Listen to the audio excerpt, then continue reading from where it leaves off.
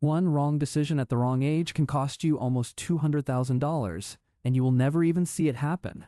It will not feel like a mistake. It will feel like a normal phone call to the Social Security office, a normal form filled out one afternoon at 62. But that single signature locks in a number that follows you for the rest of your life.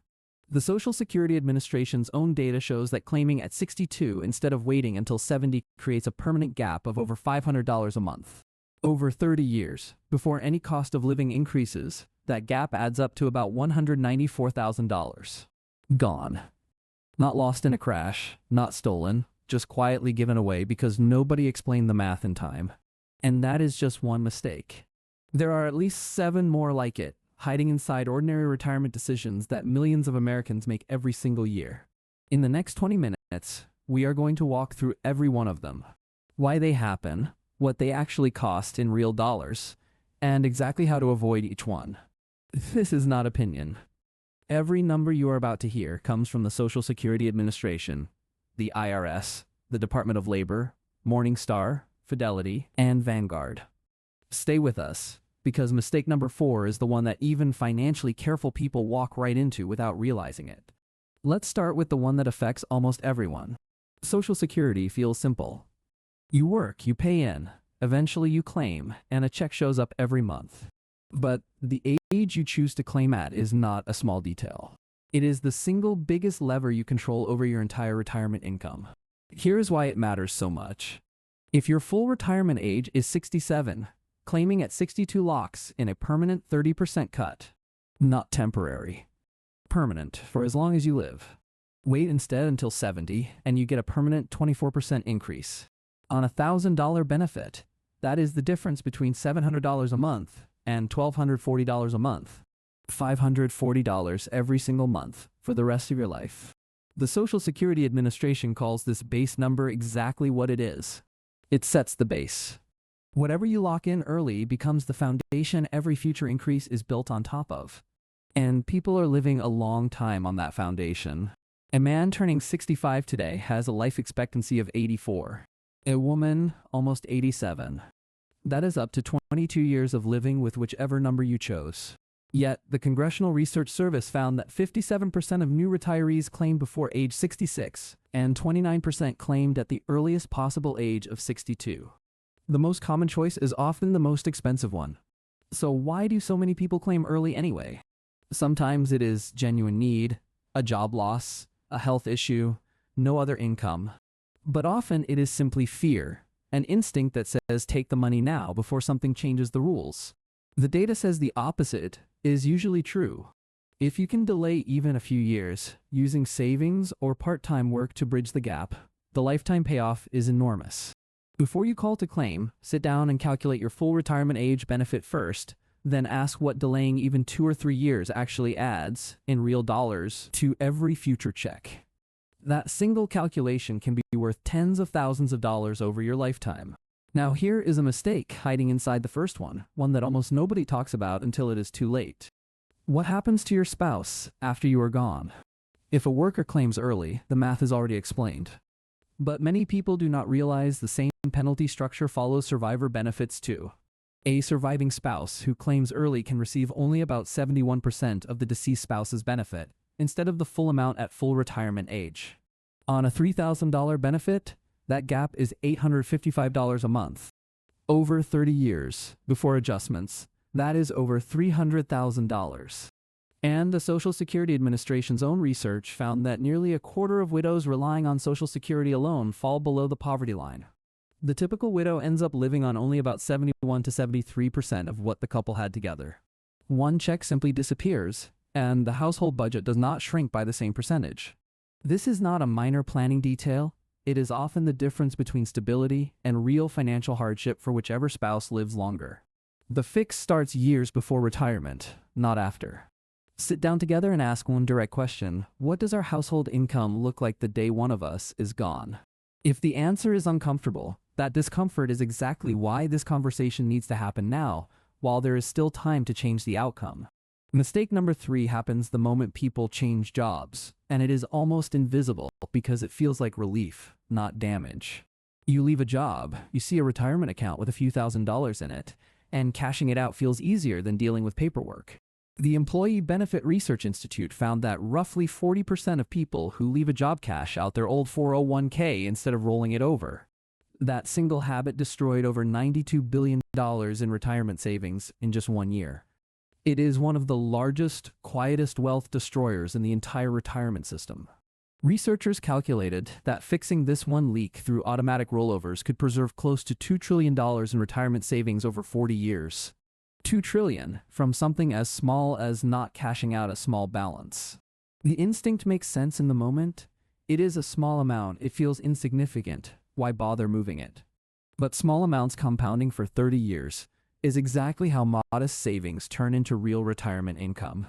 Every time you leave a job, treat that old account exactly like a retirement account, not spare cash, and simply roll it directly into your new plan or an IRA. That one habit, repeated over a working lifetime, is often worth more than people realize until they see the number written out. Now let's talk about a cost most people never even know they are paying, because it never shows up as a bill. Fees. The Department of Labor ran a simple illustration, $25,000 invested for 35 years at 7% growth. At a low fee of 0.5% a year, that grows to about $227,000. At 1.5% a year, just one extra percentage point, it only grows to about $163,000. 1 percentage point in fees quietly erased $64,000, 28% of the entire ending balance. Separate research on median income households found lifetime 401k fees can total close to $155,000, nearly a third of total investment returns. This mistake is dangerous specifically because it is invisible. There is no monthly statement that says you lost money to fees today. It just quietly compounds in the background for decades. The fix takes about 10 minutes. Pull up your plan's fee disclosure, find the expense ratio on every fund you are invested in, and compare it to lower cost index alternatives inside the same plan. A 1% difference sounds tiny, but as you just heard, over 35 years it can be the difference between $163,000 and $227,000. Mistake number 5 is one that catches people specifically in the first 5 years of retirement, when it is most dangerous. It is called sequence of returns risk, and Morningstar's research on this is striking. In their simulations of 30-year retirements, nearly 70% of the cases where people ran out of money had one thing in common: the portfolio had already lost value within the first 5 years. But once a retiree got through those first 5 years with gains instead of losses, the chance of ever running out of money later fell to just about 4%. The first 5 years are disproportionately dangerous, far more than any other stretch of retirement. Here is the part that surprises people the most. An all-stock portfolio, the one many people assume is the safest way to grow money, only supported a 3.4% starting withdrawal rate in Morningstar's analysis. A balanced portfolio of 30 to 50% stocks actually produced the strongest safe withdrawal results, not the stock-heavy portfolio. History backs this up. A retiree starting in 1966 could only safely withdraw a little above 4%, even though the 30-year average return of their portfolio was nearly 9.5%. Compare that to a retiree starting in 1874, who could safely withdraw over 9%, despite a lower average return of under 6%. The average return barely matters. What matters is what happens to your money in the first few years you are taking withdrawals from it. This is why entering retirement fully exposed to stock market swings, especially right when withdrawals begin, is one of the riskiest moves you can make without realizing it. The safer approach going into retirement is having 2 to 3 years of spending needs in safer, more stable assets, so a bad market in year 1 does not force you to sell stocks at the worst possible time. It is not about avoiding stocks, it is about not being forced to sell them at exactly the wrong moment. Now here is a number almost nobody plans for, and it quietly wrecks more retirements than market crashes do. Healthcare. Fidelity Investments estimated that an average 65-year-old retiring today needs about $172,500 after tax just for healthcare and retirement. For a couple, that number rises to roughly $345,000. And that figure does not even include long-term care. Yet Fidelity found that 20% of Americans have never even considered healthcare costs in retirement planning, and 17% have taken no action on it at all. Here is why that gap is so dangerous.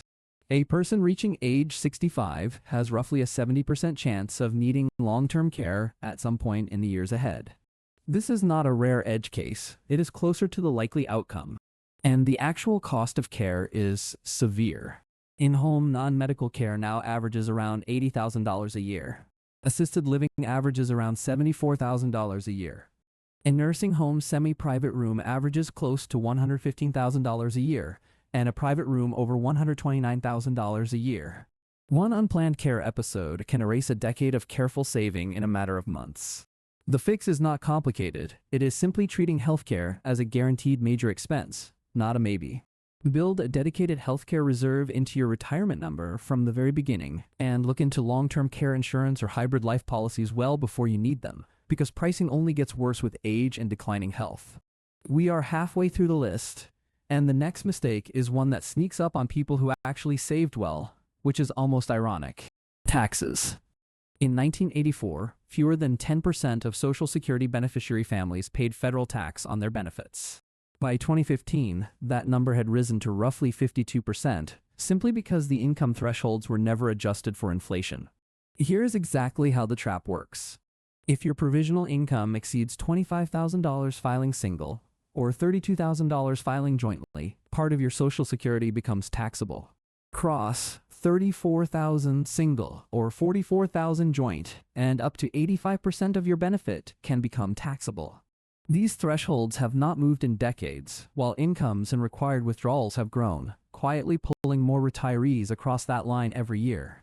And there is a second tax trap layered on top of this one, tied directly to Medicare. If your income 2 years earlier crosses certain levels, Medicare charges what is called an IRMAA surcharge, an income-related monthly adjustment.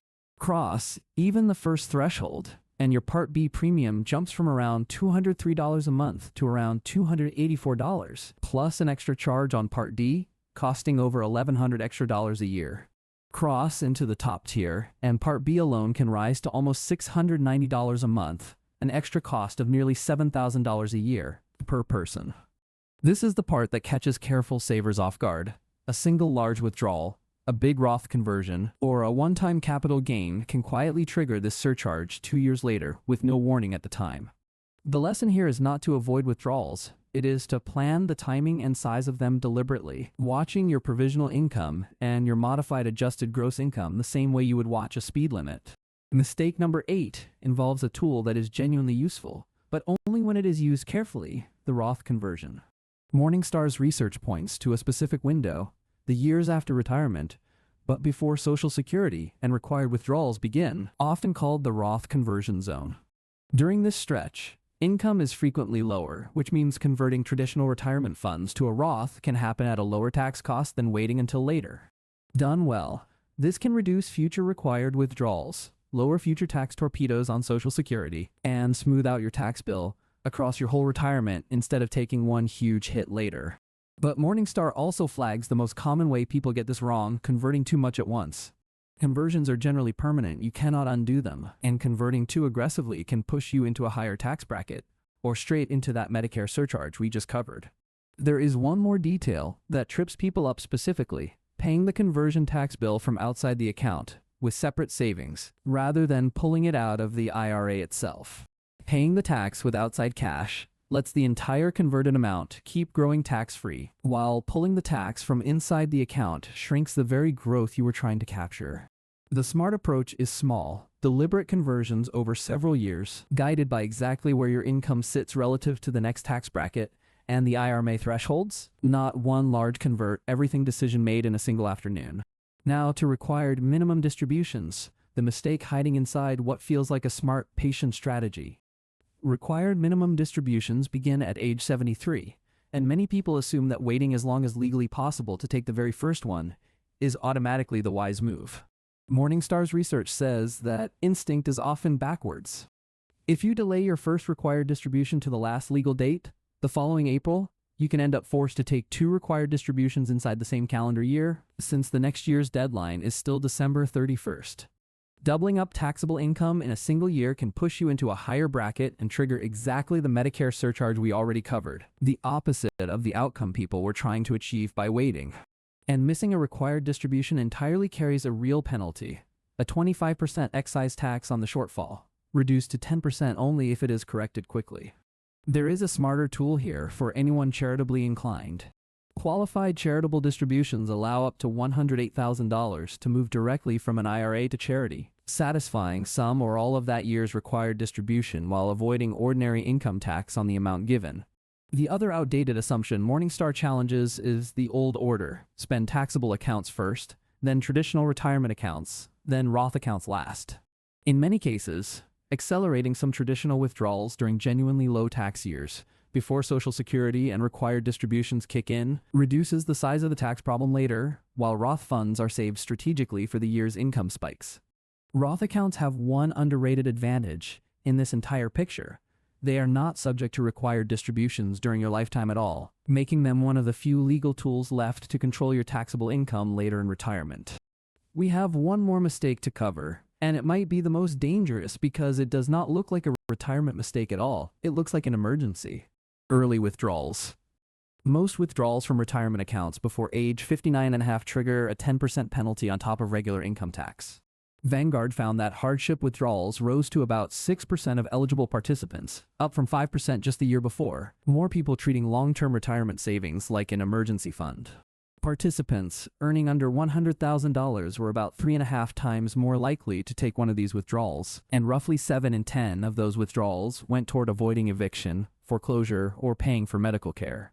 Here is the root cause behind almost all of it. 45% of participants had less than $2,000 set aside in genuine emergency savings. This is rarely a savings rate problem. It is a missing safety net problem. Retirement money becomes the only place left to turn when there is no smaller emergency cushion sitting in front of it. Plans that added a separate emergency savings option saw hardship withdrawals drop by 16%, and plans that paired retirement accounts with a health savings account saw hardship withdrawals fall by 69% overall.